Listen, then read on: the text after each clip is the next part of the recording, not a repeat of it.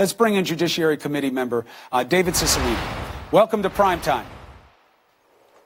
Great to be with you. So let's go through a couple of categories. Michael Cohen, he's coming back. What do you believe the main value that remains with Michael Cohen is?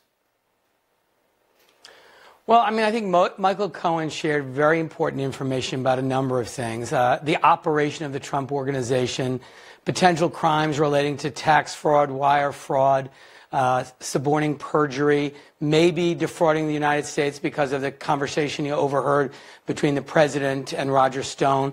I think there's a lot more we need to know. We have the responsibility, the Judiciary Committee, to engage in robust oversight, and we have a responsibility to collect all the evidence that we can from all of the sources we can to conduct our oversight. But, you know, what you were saying before the break, Chris, is a really important point. We have the responsibility to do oversight, to hold this administration accountable. At the same time, Democrats ran on an agenda for the people of this country, a commitment to drive down health care costs, drive down the cost of prescription drugs, raise family incomes, and with a bold infrastructure plan, and take on the corrupting influence of money in our political system and get the government working for the people of this country again. We have to deliver on those promises, and we intend to do that. Because you're right, we need to give the people in this country a vision and an action plan that actually improves their lives. But the good news is we can do both things. We can move forward on those positive items that are important to the American people, and at the same time conduct oversight, conduct hearings and the oversight, the Judiciary and the Intelligence Committee to fulfill our constitutional responsibilities. Well, we will be watching and we'll be testing you on doing exactly that. And in terms of oversight, is the ultimate goal to see if there's a case to impeach the president? I think we have a responsibility to determine exactly what the president has done and the members of his administration, both in terms of conflicts of interest, corruption, the violation of the Emoluments Clause, self-dealing.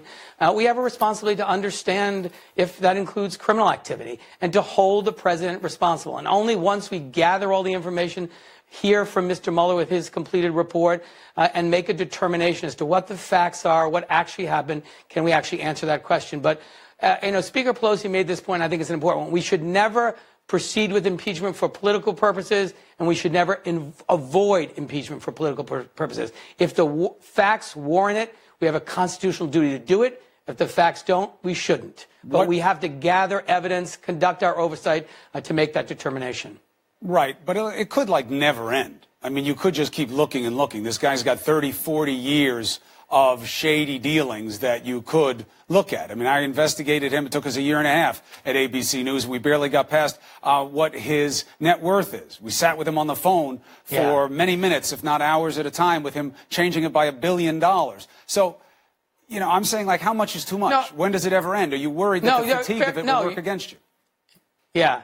No, you're right. And there has to come a point when we have collected sufficient evidence to make a decision as to whether or not impeachment is appropriate, that we're ready to proceed. The good news is there's a lot of information that's been collected by a number of ongoing investigations. So our hope is we can kind of jumpstart our own work. But people should remember, although the special counsel investigation has been going on for 2 years, we're just beginning our oversight. We pleaded with our Republican colleagues for 2 years to engage serious oversight, to fulfill their responsibilities. They refuse to do it. So there's a big backlog of work to do. We need to do it with urgency. We need to do it properly and thoroughly, but we need to get to it as quickly as we can. The American people have a right to know exactly what happened, exactly what this president has done, and to see Congress hold him accountable. Cicilline, tell me this. The idea of the security clearances, help me understand why they're a big deal to you within the context of he has the right to give somebody clearance.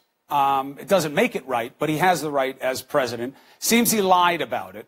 But beyond the lying, because that's a low bar with this president, why does this matter to you in particular, that it's going to require hearings? Well, it matters to all of us. It matters to the safety and security of the American people. Obviously, the president has the legal right to direct someone to receive a security clearance. There's no question about that.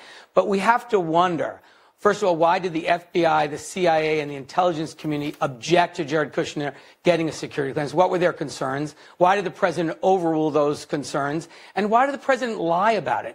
I mean, if the president had simply said, they objected, he's my son-in-law, I trust him, I'm doing it anyway, But the president lied to the American people. The reason this matters is because if there is a reason that Jared Kushner should not have a security clearance, because he could be compromised, that he was seeking capital to deal with his debt, that he was trying to secure funding for one of his buildings, and they were concerned he could be compromised. He was trying to set up a back way to the Russians early in the administration.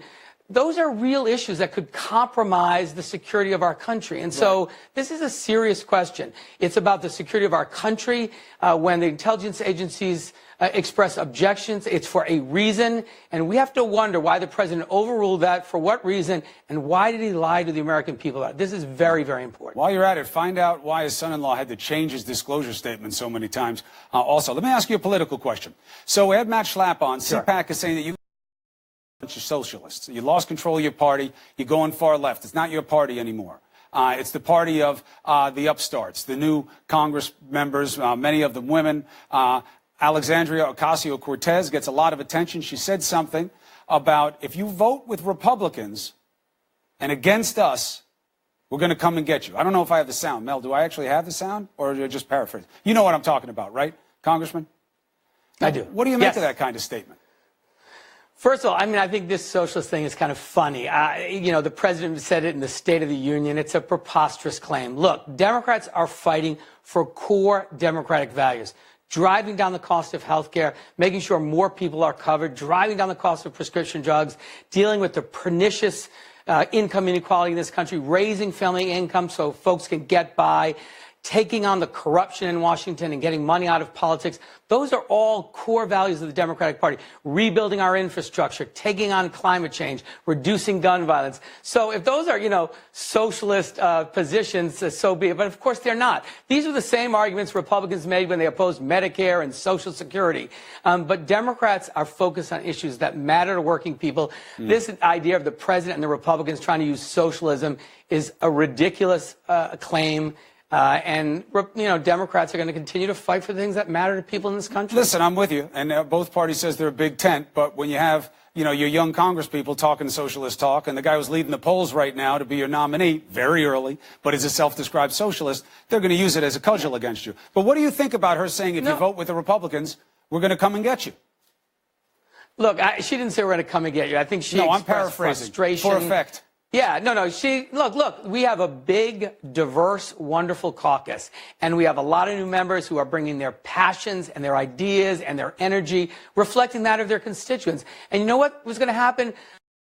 That's going to produce the best product we can have. The best ideas are going to surface. We're going to build consensus as a caucus and move forward. We did it this past week. For the first time in 25 years, we took action to reduce gun violence in this country by passing universal background checks and closing the Charleston loophole. So look, there's going to be a lot of great, healthy debate in our caucus, but I welcome the energy and the ideas and the diversity of our caucus. It's going to produce better products for our caucus and better results for the American people. I like the optimism, but you never know which way it's going to go, especially in a primary. Politics is so pendular.